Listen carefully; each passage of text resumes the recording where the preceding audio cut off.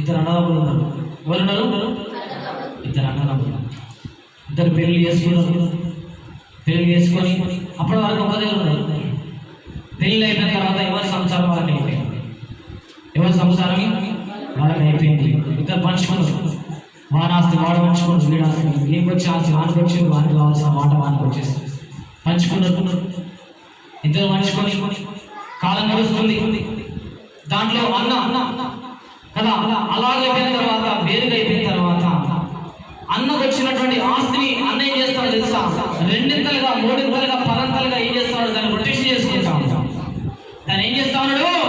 Rotation చేసుకుంటా ఉన్నాడు. ఆశీర్వదించబడతా ఉన్నాడు. మిద్దె మీద కడతా ఉన్నాడు. ఇంటి మీద ఇంటి ముందు కారు, ఒక బైక్, ఇల్లు చూడడానికి మంచి కన్నుల పండుగ కనిపిస్తా ఉంది. ఇది చూసినటువంటి తమ్ముడు ఓడలేడు. హల్లెలూయా. అన్నం చూస్తున్న తమ్ముడికి ఏమైపోయింది తెలుసా? కుళ్ళు ఏర్పడింది, ఈర్ష ఏర్పడింది. మన శత్రువులు ఎక్కడ ఉండాలని మన పక్కనే ఉంటారు. బయటకి మన శత్రువులు ఏర్పడరు. బయట చూసిన వాళ్ళ శత్రువులు కాదు, మన తోబుట్టులే మన శత్రువులు అవుతారు. మన రక్త సంబంధికులే మన శత్రువులు అవుతారు.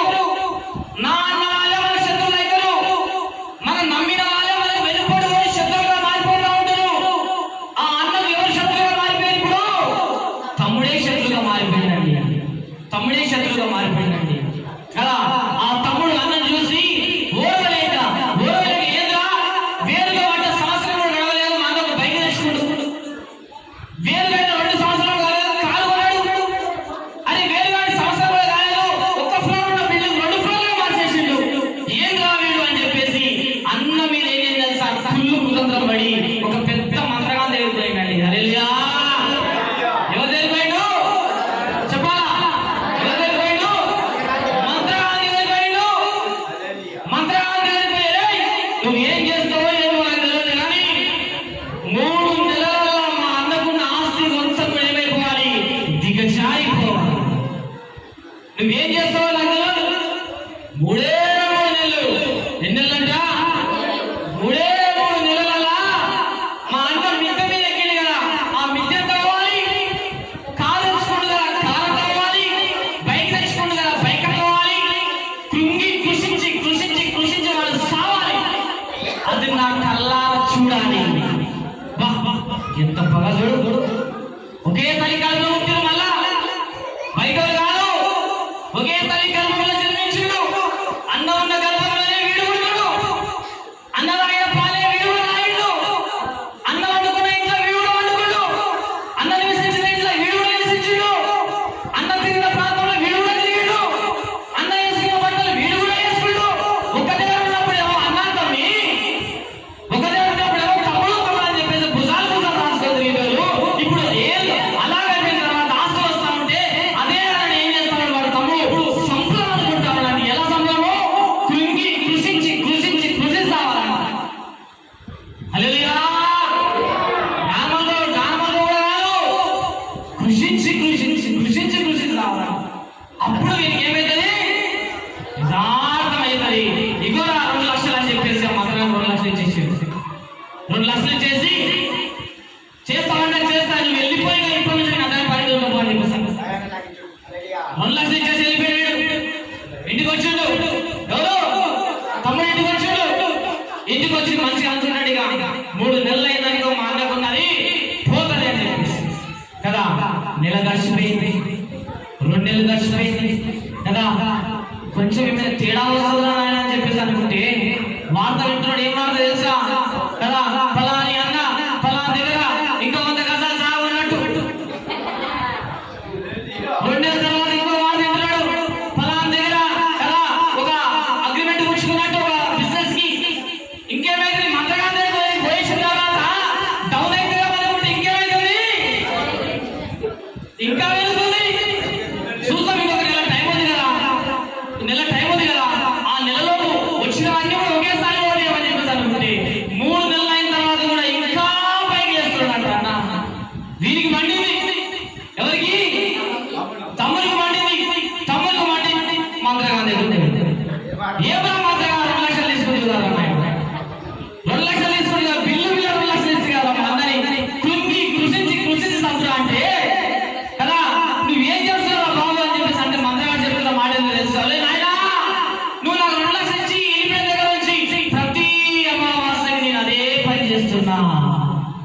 హల్లెలూయా. ప్రతి అమావాస్య పున్నమి నేను ఏం చేస్తున్నా, నీ అన్న కోసం ప్రత్యేకంగా మంట పెట్టి బూడిద పోసి అదేసి ఏసి కొన్ని అపవాది శక్తులు లేపుతున్నాయి. కొన్ని అపవాది శక్తులు ఏం చేస్తున్నా, లేపుతున్నా. ఆ శక్తులు మీ అన్న ఇంటి గేట్ దాకా పోతున్నాయి కానీ ఇంట్లోకి వెళ్తలేదా నాయన? హల్లెలూయా. ఇంటి గేట్ దాకా పోతున్నాయి, మరలా రివర్స్ వస్తున్నాయి. ఏందో నాకు అర్థమైతలేదు. మరి ఇక్కడికంటే నాకంటే అద్భుతమైన శక్తి ఏమైనా ఉండవా అని చెప్పేసి అంటే తమ్ముడు చెప్తున్నాడు, శక్తి లేదు భక్తి లేదురా నాయన. మరి ఏంది దీని గల కారణం అని చెప్పేసి అంటా ఉంటే, ఉన్నదిలే మా వదిన దిక్కుమాలే వదిన. కొందరు మందులు అంటారు వదిలి ఏమంటారు, వదినమ్మా రోజులు ఏమంటారు, దిక్కుమాలే వదిన కదా, గయ్యాలి కొమ్మ వదిన, తగులు భాష వదిన. అది వదిన పట్టుకుని ఆ మాట అంటారు. ఎంత మంచి బిరుదులు, చాలా మంచి బిరుదులు అంటున్నారు. వాడు తమ్ముడు ఉన్నదిలే మా ఇంట్లో ఒక దిక్కుమాలే వదిన. ఏం చేస్తారు తెలుసా, పొద్దుగా లేచి నెత్తి మీద కొట్టేసుకొని దేవా దేవా దేవా దేవా దేవా దేవా, మధ్యాహ్నం నెత్తి మీద కొట్టేసుకొని దేవా దేవా దేవా దేవా దేవా, రాత్రి పూట నెత్తి మీద కొట్టేసుకొని యేసయ్యా యేసయ్యా యేసయ్యా యేసయ్యా. ఎప్పుడు మంత్రాలు నిద్రొస్తే కదా, నిద్రకి మేలుకు వస్తే ఏం చేస్తాడో కొట్టేసుకొని దేవా దేవా దేవా దేవా దేవా.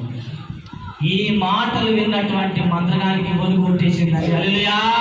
అదే అదే శక్తి నన్ను కదా, అదే శక్తి మంత్రాలు పనిచేయకుండా చేస్తుంది. అది పవర్ఫుల్ శక్తి.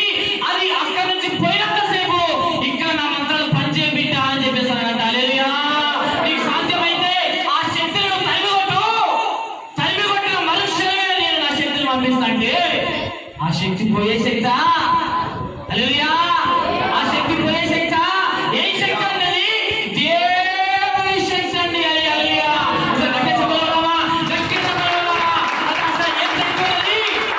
దేవుని శక్తి ఉండాలండి. ఆ దేవుని శక్తి ఏమైపోతుంది తెలుసా, మంత్రాలు రాకుండా చేస్తా ఉన్నది, అపవాదులు రాకుండా చేస్తా ఉన్నది, శాతబలం రాకుండా చేస్తా ఉన్నది, బాణబలం రాకుండా చేస్తా ఉన్నది. ఎందుకు అక్కడ ఏం ప్రవహిస్తుంది? దేవుని శక్తి ప్రవహిస్తా ఉన్నదండి. దేవుని శక్తిని చుట్టూ ఏం చేస్తా ఉంటది, కంచె వేస్తా ఉంటది. దేవుని శక్తిని చుట్టూ ఏం చేస్తా ఉంటది, కాపుదల వేస్తా ఉంటది. నువ్వు అనుకుంటా ఉంటావు ఎక్కడుంది దేవుని శక్తి, ఎక్కడుంది కంటికి కనిపిస్తలే అని చెప్పేసి అనుకుంటా ఉంటావు. కాదు కాదు, కంటికి కనిపించకుండానే ఎవరికి కనిపించాలో వాళ్ళకి కనిపిస్తా ఉంటది, ఎవరికి పట్టుకోవాలో వాళ్ళు పట్టుకుంటా ఉంటది, ఎవరికి తగలాలో వాళ్ళు తగులుతా ఉంటది. దేవుడు ఏం చేస్తా ఉంటాడు, చుట్టూ కంచె వ్యక్తి దేని తొక్కాలో దాన్ని తొక్కుతా ఉన్నాడండి. హల్లెలూయా. ఇందులో కనుక విషయం మనకు తెలియదు.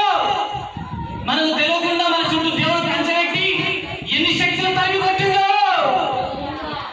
ఎన్ని శక్తులు తరిమి కొట్టినా నా తండ్రి, ఎన్ని అపవాదాలు తరిమి కొట్టినా నా యేసయ్య, ఎన్ని మంత్రాలు రాజేసినా నా దేవుడు, ఎన్ని భూత శక్తులు తరిమి కొట్టినా నా దేవుడు.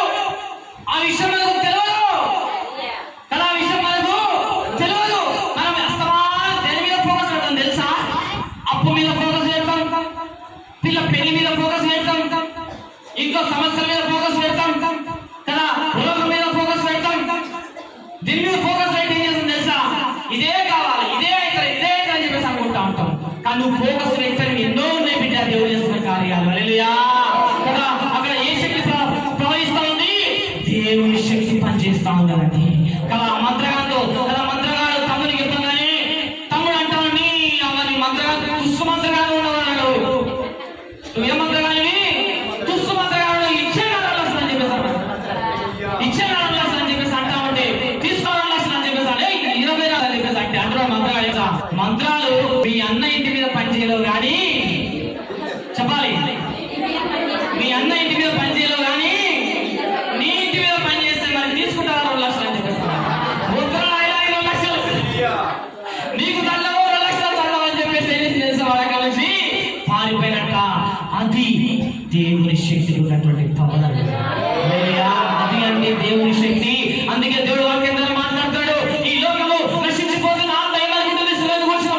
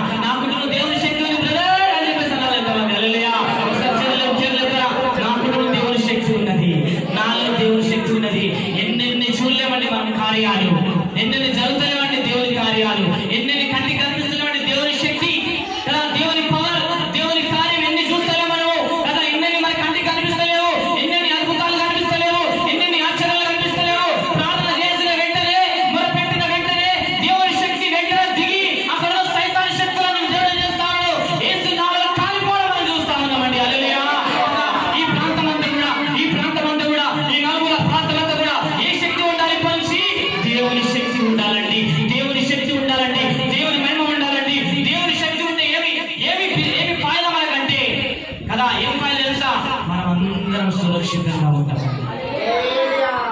యోగు చుట్టూ దేవుని శక్తి ఉన్నంతసేపు అపవాదిగాడు ఏమైనా చేసిందా? ఏమైనా చేసిందా?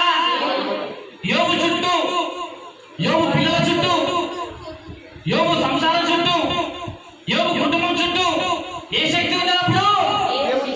దేవుని శక్తి ఉన్నంతసేపు అపవాదిగాడు చీమగా ముట్టలే. వీరు ముట్టడం నా వల్ల అయితే బాబు అని చెప్పేసి దేవుని దగ్గరికి వెళ్ళాడు. అపవాదిగాడు దేవుని దగ్గరికి వెళ్ళి నీ కాళ్ళు వస్తాయా పర్మిషన్ అని చెప్పేసి అన్నాడు. లేదురా నాయన అని చెప్పేసి అంటే ఆ యోగుతో ఒక ఆట ఆడుతున్నాం అనుకుంటున్నా, నువ్వు కొంచెం సంధిస్తే చాలు నీ కంచెం ఉన్నందుకు, నీ శక్తి ఉన్నందుకు అక్కడ నేనేమి కూడా చేయలేకపోతున్నా. చూడండి, దేవుని శక్తి అంత పవర్ ఉంటుందండి. హల్లెలూయా. దేవుని శక్తికి అంత విలువ ఉన్నదండి. ఆ విలువను మనం పోగొట్టుకోవద్దండి. ఆ శక్తిని మనం పోగొట్టుకోవద్దండి. ఆ శక్తిని మనం ఎట్లా పోగొట్టుకోవడం తెలుసా? పోగొట్టుకోవాలన్నా మన దగ్గరే ఉంది, చెప్పాలి. నిలబెట్టుకోవాలన్నా కూడా మన దగ్గరనే ఉన్నది. యేసయ్య శక్తి మన ఇంట్లో నుంచి ఎట్లా బ్రదర్? అదే మన షాప్లో దొరుకుతుందేమో. పోగొట్టుకోవాలన్నా మన దగ్గర అంటున్నావు, పెట్టుకోవాలన్నా అదే అంటున్నావు. అది ఎట్లా సాధ్యం? జేబులో పెన్ను ఉంది, పెట్టుకోవాలన్నా నా దగ్గర తీసి పడేదన్నా ఈ పెన్ను కాబట్టి తీసి పడేస్తాను. మరి దేవుడి శక్తి ఎట్లా? చూడండి కదా, నువ్వు ప్రార్థన చేసినప్పుడు కంచె పెట్టి దేవుడు కావలేస్తా ఉంటాడండి. అదే దేవుని కంచెల, నువ్వు పనికి మళ్ళీ పనులు చేస్తా ఉంటా కదా, దేవుడి శక్తి ఉంటుందా? దేవుని కంచెం ఉన్నాయి ఇంట్లో, నచ్చని పనులు నిండు చుట్టూ దేవుడు కంచె పెట్టాడు. ఆ కంచెలో తాగకుండా కూర్చుంటే దేవుని కంచె ఉంటుందా? నేను పాపం చేసుకుంటూ ఉంటా అని చెప్పి దేవుని కంచె ఉంటుందా? నేను నచ్చని పనులు చేసుకుంటూ ఉంటాను దేవుని కంచె ఉంటుందా? మూడు పూటలు ఫుల్గా పీకలాగా రాయి ఎప్పుడు మందు కొట్టి తూలుతూ ఉంటాడు దేవుని కంచె ఉంటుందా? దేవుని కంచె ఉండదు. అక్కడ ఎవరు చూస్తారు? చెప్పాలి. ఎవరు చూస్తారు? అక్కడ ఏం లేదు. దేవుని కంచె లేని చోట ఖచ్చితంగా ఎవరుంటాడు? అపవాది గారు ఖచ్చితంగా పీటేసుకొని కూర్చుంటాడు. ఏం వేసుకొని కూర్చుంటాడు? పీటేసుకొని కాలేసుకొని కూర్చుంటాడు. ఆడు తాగిందే తాగుడు, తిరిగిందే తిరుగు, నీ ఇష్టం వచ్చినా చేయాలని చెప్పేసి వాడు ఎట్లా తలచదిస్తే ఆ కుటుంబం అట్లా ఆడుతూ ఉంటుంది. చూడండి, కొన్ని కుటుంబాలతో గమనించండి. తల్లి తాగుతారు, పిల్లలు తాగుతారు, తండ్రి తాగుతాడు, ఆయనకు అమ్మ బుట్టడు తాగుతాడు, అందరూ తాగే ఉంటారు. ఇంకా కొన్ని కుటుంబాలు చూడండి, కొడుకు కలిగిస్తే అర్థమవుతుందా? తండ్రి కోపిస్తాడే, పిల్లలు కోపిస్తాడే, మన కుటుంబాల దగ్గరికి పోయి మాట్లాడదాం అంటే వాళ్ళందరూ కోపిస్తాడే. అక్కడ ఏం పని చేస్తుంది? అదే దేవుడి శక్తుల ప్రాంతంలో ఎవరు వెళ్ళినా కూడా సమాధానంగా కూర్చుంటుందండి. అక్కడ ఎవరు వెళ్ళినా కూడా సమాధానంగా మాట్లాడుతూ ఉంటారు, ఎవరు వెళ్ళినా కూడా ప్రేమగా మాట్లాడుతూ ఉంటారు, ఎవరు వెళ్ళినా కూడా దగ్గర